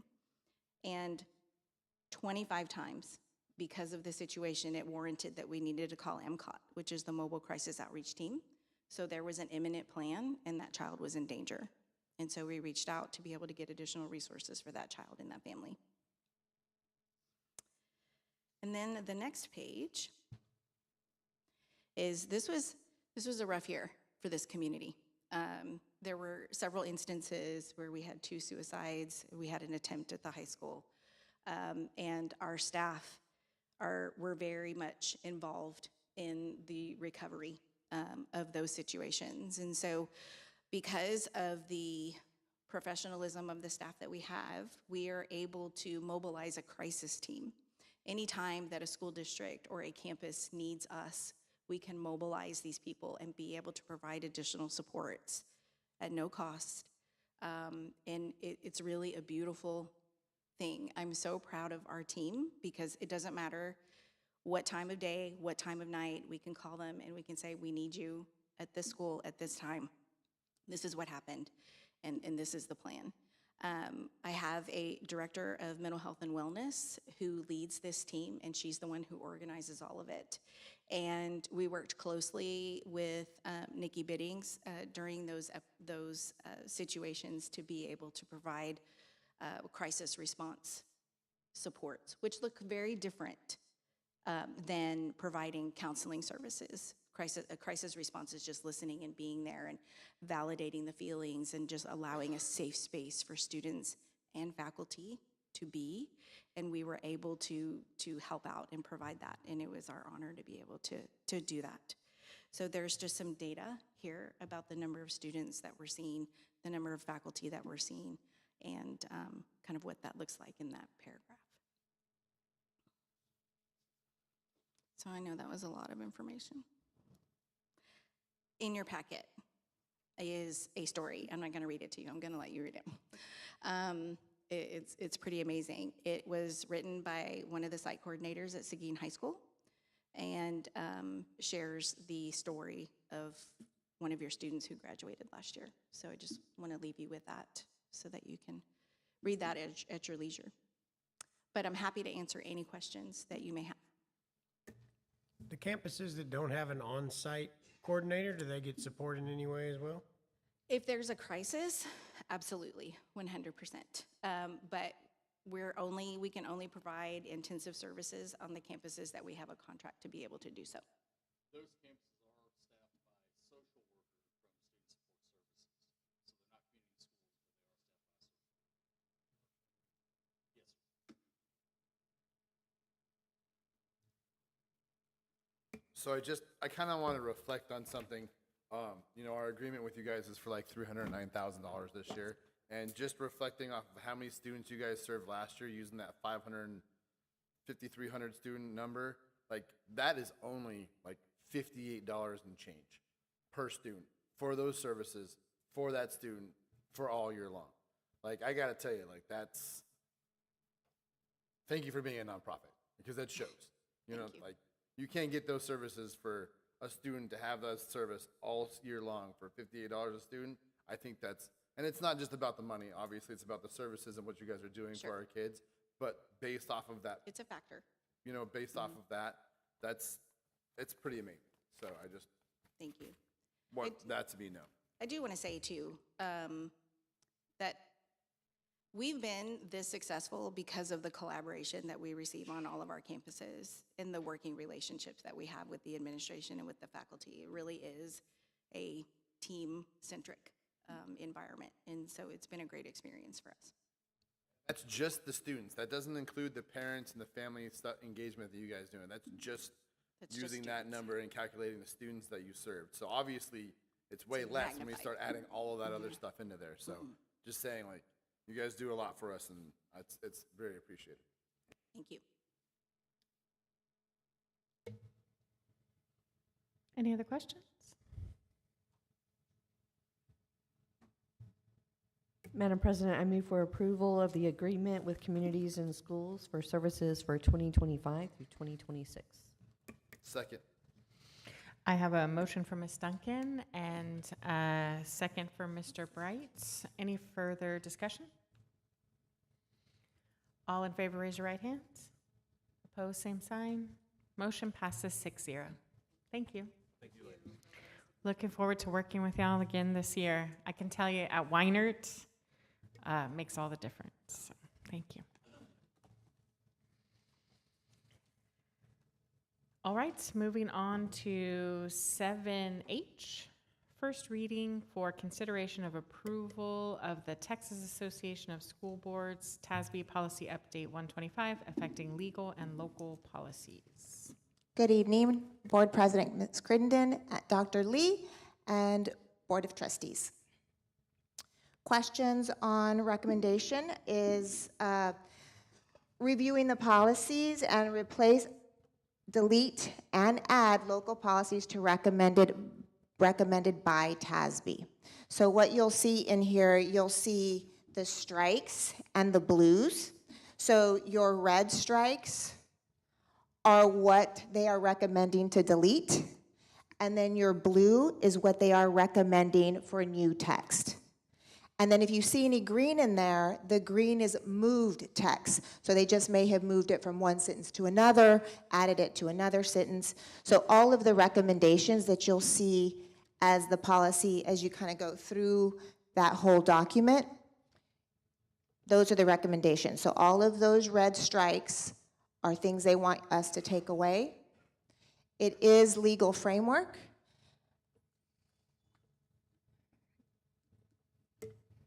Yeah, Board, I was going to help Ms. Lyons out just a little bit, just on the policy in general for you guys, more than anything else. So you have the two types of policies, local and legal. Legal, we don't control. And the majority of this policy update that's initiated by TASB, the numbered updates are always initiated by Texas Association of School Boards Policy Services. That means that we as a district did not do anything to implement these. They are a result of statutory changes or something that came out of the Texas Administrative Code. In this particular update, almost everything is a legal policy update, meaning we don't really control it. It's just the law has changed, so they are having to update that legal policy. There are 7 local policies that are in there, and again, those are because of statutory changes in law more than they are us. It's not us that has triggered that. I don't know if that helps at all, but I thought it was important for you to know that that's not coming from us as Seguin ISD. It's coming from TASB as a recommended change for us. And it's a policy update. There's 125. I think on page 212 of the board packet, the policy is BDAA. Previously, the second sentence read, "The board may assign a district employee to provide clerical assistance to the board," which is now taken out of that policy. Correct. The recommendation is to strike that from the policy.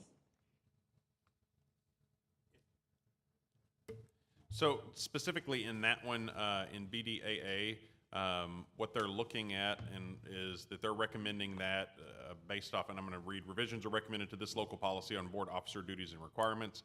At board officers, the sentence indicating that the board may assign a district employee to provide clerical assistance is recommended for deletion since the superintendent, rather than the board, manages staff assignments. So that's their rationale on why they believe that change would take place. So you still get to assign us an administrator? Yeah, be careful or I won't give you Nancy. Yeah. Because she's pretty good. So be careful with what you ask for there, guys. Yeah, that's right. I suspect I'll lose. So I was like, let's make sure we talk about that one. Madam President, I move for approval of first reading for consideration the Texas Association of School Boards TASB policy update. Second. I have a motion from Ms. Duncan and a second from Mr. Dwyer. Do we have additional comments or questions? All right, all in favor, raise your right hands. Opposed, same sign. Was that a yes, Lisa? Okay. Motion passes 6-0. Moving on to I.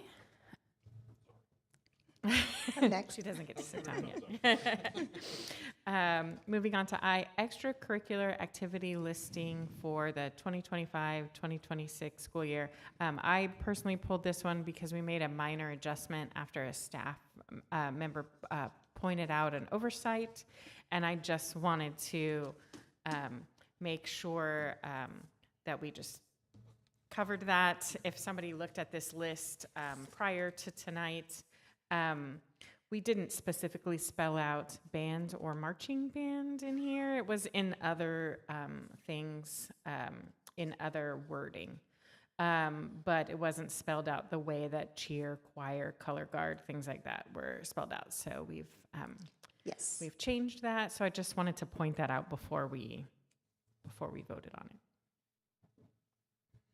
Does anybody have any questions? Madam President, I move to approve the extracurricular activity listing for 25-26. Second. All right, I have a motion from Mr. Dwyer and a second from Mr. Bright. Any further discussion? I think it's okay because this is the one that is brought.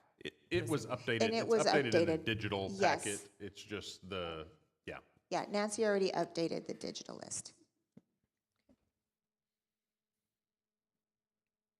All right, all in favor, raise your right hands. Opposed, same sign. Motion passes 6-0. Thank you. Moving on to K, approval of agreement with Strategic Training and Consulting LLC for security services for the 2025-2026 school year. Dr. Correa. Good evening, Board President, Dr. Lee, Board of Trustees. So up for your consideration and possible approval is the agreement with Strategic Training Consulting, basically security services for the 2025-26 school year. And I entertain questions if you have any in particular about the agreement that's placed in front of you guys, understanding that the schedule may have been brief in terms of information, but yeah, I'll entertain questions if y'all have anything about the agreement. Can you give us a roundabout total? Because I was looking at the schedule and it only lists $50 per hour per officer. There's a lot of officers, so can you just real quick, what campuses are we talking about? How many? And like Sure. maybe kind of a total. So yeah, and it's hard to get to that exact number because as you know, yeah, we may have different needs on a different day, but yes, as previously discussed, we will have a security officer at every campus with the exception of the high school. The high school will have a total of 3 security officers at that campus.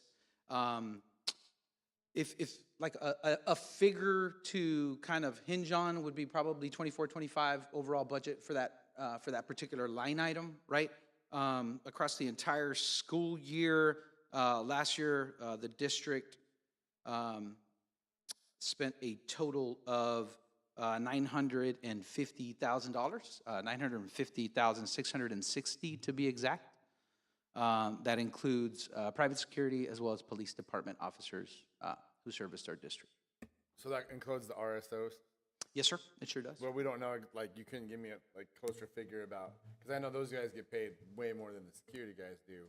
So we don't have a closer figure for what this agreement. So we actually we pay $50 per hour for both security officers and police department officers. Okay. So that's the rate for our security officers at our campuses.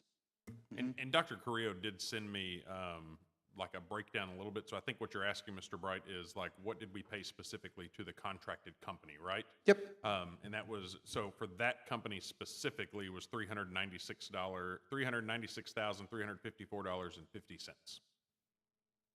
The other $554-ish was paid to police officers throughout the school year. So you're looking at about $400,000, I think, is what it comes down to. That is correct.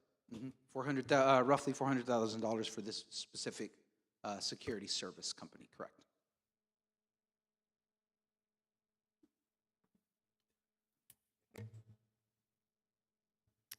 Any other questions for Dr. Carrillo? Madam President, I move to approve the agreement with the Strategic Training and Consulting for Security Services for the 2025-2026 school year. I have a motion from Mr. Bright and a second from Ms. Duncan. Any further discussion? All in favor, raise your right hand. Opposed, same sign.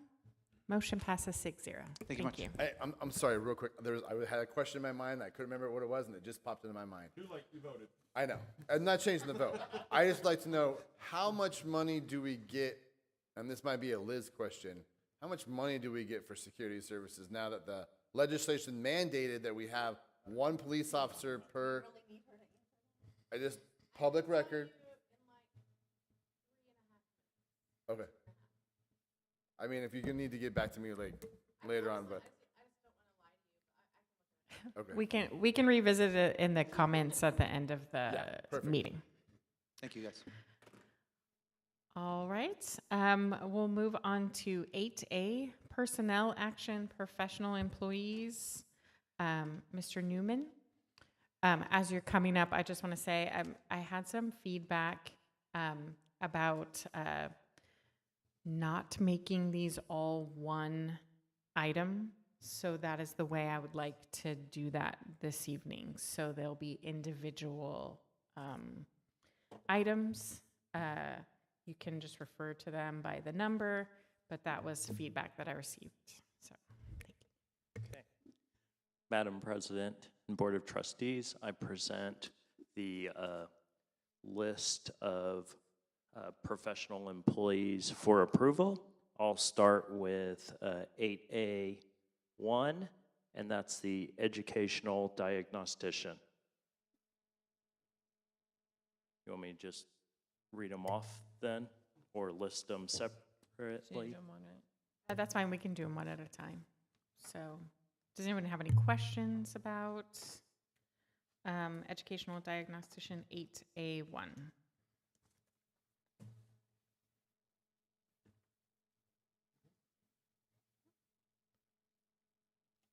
Take a motion.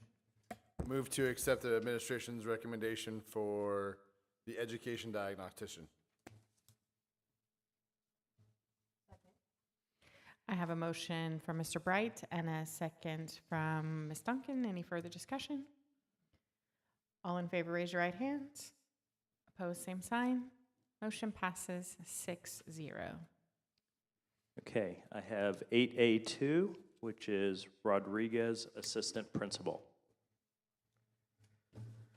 Madam President, I move to accept the recommendation for the Rodriguez Assistant Principal.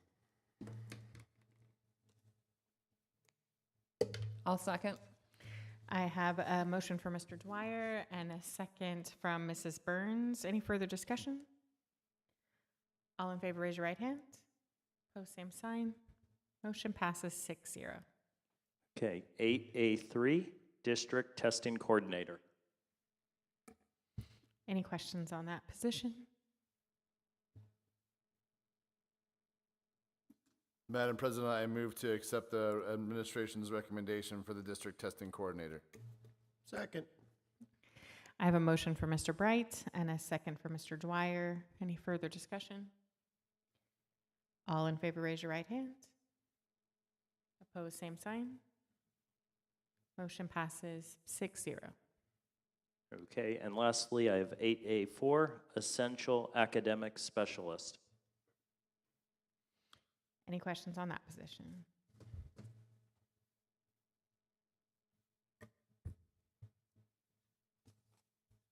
Madam President, I move that we approved item 8A4, Essential Academic Specialist. All right, I have a motion for Mr. Guerra and a second for Ms. Duncan. Any further discussion? All in favor, raise your right hand. Opposed, same sign. Motion passes 6-0. For that one is Mr. Guerra with Ms. Duncan as the second. Thank you. Thank you, sir. Thank you. Moving on to 8B, consider and approve potential compromise and/or change order to resolve outstanding project closeout issues on AJB project. We'll have no action on that item. Moving on to 8C, consideration for possible approval for an increase to the employer contribution for employee health insurance. Okay, good evening again. So in 2024-25, we received $274,000 in school safety allotment, and in 25-26, it'll look more like $606,000 if our students stay the same. So a little bit of an increase, and we spend just under $1 million. Okay, so this is something put together for y'all. I would prefer to bring it with a compensation plan, but since with the legislator and us doing that in August, this really needs to come first, because if you want to make a change, employees need to be given a chance to make changes to their contributions. So I'm just going to give you some options, some history, so you can make an informed decision. So these are the amounts that Seguin ISD has contributed to employer sponsored health insurance to our employees over the past since 2016. As you can see, we have contributed $368 per month since 1920. That has not changed since then. This is just a comparison of how the premiums changed from last year to this next school year. You can see that all the plans increased between $42 and $49. This is a cost that gets passed on to the employee unless, for some reason, the school district decides to increase how much we contribute to that. A lot of school districts talk about pulling out of TRS. We've talked about that a little bit. We did look at alternative medical plans this year and do an analysis to decide if we were best with TRS or without. And with our current claims and lives that we have, we want to stay in TRS. It wouldn't be an advantage for us to pull out of that. So you can see that the total cost to the employee in 24-25, for instance, on the primary plan was $58. It will go up to $100 next year. And just to kind of give you some kind of an idea, the primary plan, we have about 70% of our employees take out the health insurance here. We've got about 360 employees who do the primary. It's the most popular. The high deductible is the next in line with about 250 employees. We tried to get some numbers from other schools. Some schools are still saying they might increase this contribution, but I don't know that they really will, just because their open enrollment is the same time as ours. So if they haven't decided by now, they may not be going to do that. They don't always publish these amounts. They're kind of harder to find than they used to be. But we are $368 a month. You can see New Braunfels $341.53. They went up $10 to $351.43 for 25-26. I just added that one today. So we're a little bit lower and a little bit higher with these compared to these school districts. Currently, we spend about $3.5 million on employer-sponsored health insurance right now. You do not have to increase this contribution. I'm giving you two options if you wanted to increase by the largest increase that employees are seeing, that's $49. If our same employees take out the same plans next year, that would cost us about $450,000. Of course, if you wanted to, for some reason, increase to the lowest premium, which is the primary, it's a much higher cost. So there is the thought that $49 a month per employee, that benefits about 70% of our employees at a cost of about $450,000. So it's not necessarily benefiting all of our employees. So there's the thought, this $450,000 could go towards our compensation plan, towards a raise, or you could look at increasing the contribution to health insurance. I visited with Mr. Newman about this. He's got a lot of great input, a lot of great experience, and he kind of has that same thought, you know, that is $49 more a month going to get us more employees? You know, or are they going to say, oh, we're going to go to Seguin over another school district because of this particular thing? I don't know. But it's something we've talked about looking at, so thought I would bring it to you. If it's something that we wanted to do, we would want to take action on it just to give employees time to make changes to their health insurance. I don't get a lot of feedback from employees about this, as far as not being happy with our contribution, but they're always going to be happy to get more, so I don't think that they would be opposed to it. Do y'all have any questions? I'd like to hear Dr. Lee's thoughts. I think that it's a challenge more than anything else right now because we're trying to look at how to increase salaries as much as we possibly can. And when we think about increasing employee compensation, not necessarily just salaries, like it's what benefits do we offer to our employees? Sometimes health insurance is that. One of the common things that we will hear from educators across the state, even here in Seguin, other districts, is that often they will get pay increases that are then essentially non-existent because your insurance cost goes up just as much as the pay increase. Everybody's shaking their head yes because they know that that's how that works. So I think that any time that we can increase the benefits to assist our employees is a positive thing. Of course, you know, we're also in that financial moment where we're trying to figure out what's the best option for the district financially as well. I would recommend that we do some type of increase to our insurance. I just don't know which option or even if there's something in between there that makes more sense.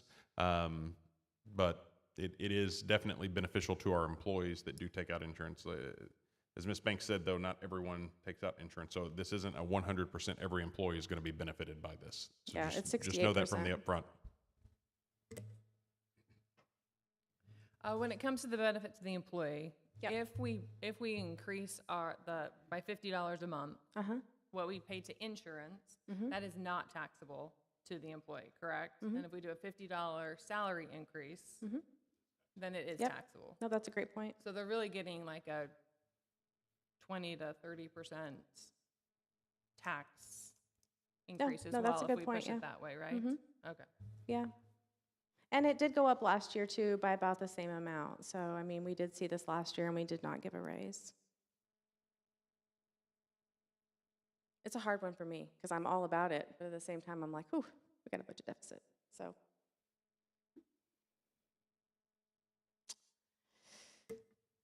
It's also one of those that if you're not comfortable making the decision right now, like we can sit on this. I just agree with Liz and what she's saying that we need to give our employees time to know that there's going to be change because open enrollment starts.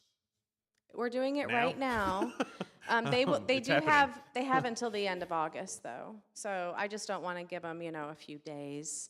I think it's completely fine to give them, a few weeks, but a few days would not be great. Which of our employees are eligible for this? Is it all our employees, our full-time All employees? of our full-time employees. I would like to make a motion, Madam President. I would like to make a motion that we approve an increase to the employee contribution for employee health insurance for $48. $49. The amount of the $49 per largest month. increase. I second the motion.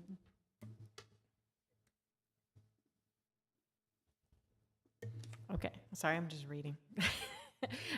So I have a motion from Mrs. Burns and a second from Ms. Duncan. Any other discussion? So what we're looking at is this option that we can see on here, increasing the contribution It would go from $368 to $417 a month. per month. Mm-hmm. I feel like that's a good investment in our employees. It gets harder and harder to pay for this, and if you've got to decide whether you're going to take a gamble and not have this insurance, I'd rather them not take the So a gamble. quick question, when was the last time that we actually did this? It was in 1920. It's due. 1920? Mm-hmm. 2019, 2020. I got it. Oh, It sorry. sounded like, Sorry. well, bravo, boy. That's a long time. It would be way behind. It only feels like it's been. It's 10 o'clock. 2019. Sorry. Yes, sir. Yeah, I mean, this will be very welcomed by the staff, so. Nancy, did you get that motion? Just making sure we didn't get. All right, any further discussion, questions?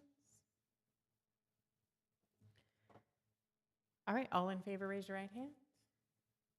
Opposed, same sign. Motion passes 6-0. Thank you. Thank you. All right, 8D, nominate a candidate for the TASB Board of Directors. My name is on there as presenting this. You got in your packet a form for the candidate who would like to be our person on the Board of Directors. Does anybody have any questions about that?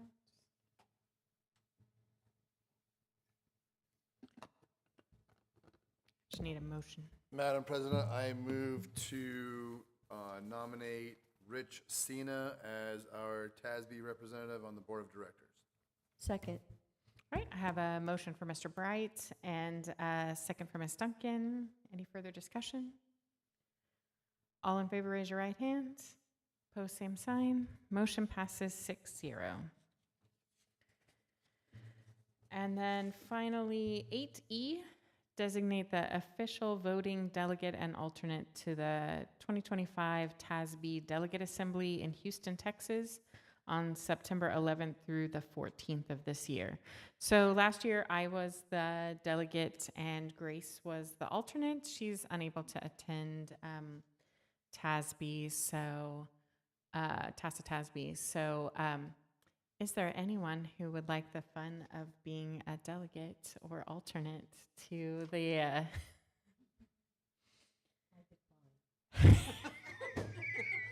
It's one of those things where you ask people to step forward and step back. I am willing to be the delegate again. I was really hoping somebody would want to be it, but I'm willing to do that again. Great. Would you like to be the alternate? Does that mean you're saying you want to be the alternate? That's what I heard. Yeah, I'll do my best.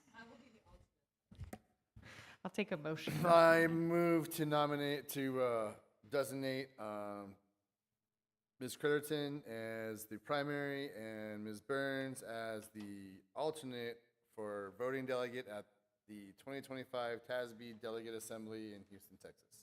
I will second that motion. That is a motion for Mr. Bright and a second for Ms. Duncan. Any further discussion? All in favor, raise your right hand. Opposed, same sign. Motion passes 6-0. I have to say, everybody else gets better lunch than we do. Don't recommend the lunch at the Delegate Assembly. Do we have any board comments or requests? Madam President, I have a point of order. I believe on 8B, Did I miss something? we need to have a motion for no action.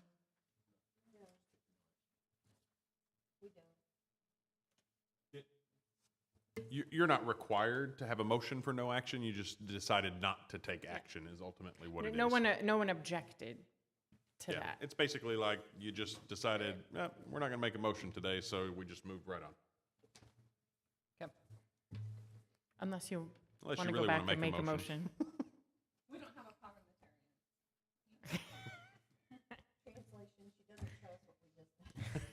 We're good, I think. I think. Yes.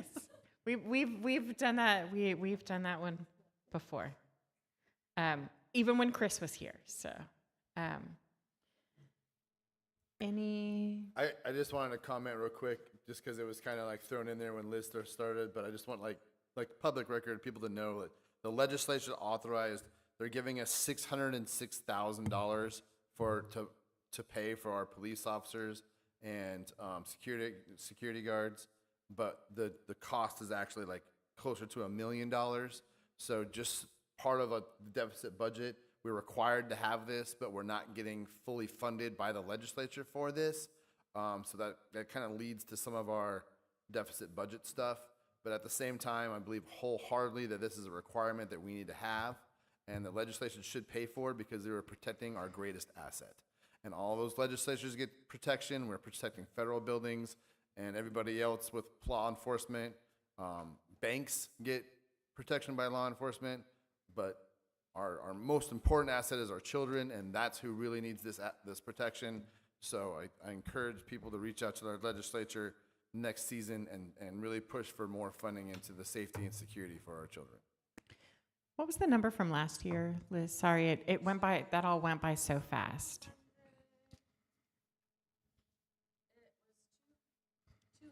274,112 was our allotment. So last year we only got less than Yes, ma'am. 300,000, Yes, ma'am. and it That's was correct. almost $1 million. So. Yeah. Thank you. Any comments or requests? I would like to publicly thank Liz Banks and standing ovation as I want to give her for everything that she did for our district.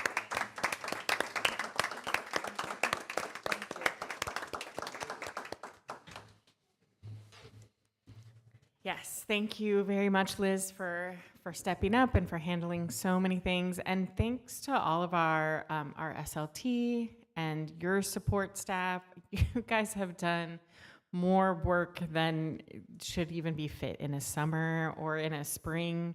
And we just want to let you know how much we appreciate you and how much we appreciate your staff, because we know that you had a lot of extra work to do, and we.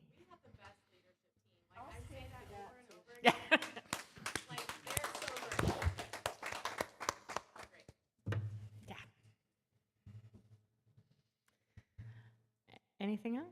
Madam President, I move for adjournment. Thank you. Yeah, she beat you. So that is a motion for Ms. Duncan and a second for Mr. Dwyer. All in favor, raise your right hand. Opposed, same sign. Motion passes 6-0. We are adjourned at 10:15 p.m. Whew, feels good. Before midnight.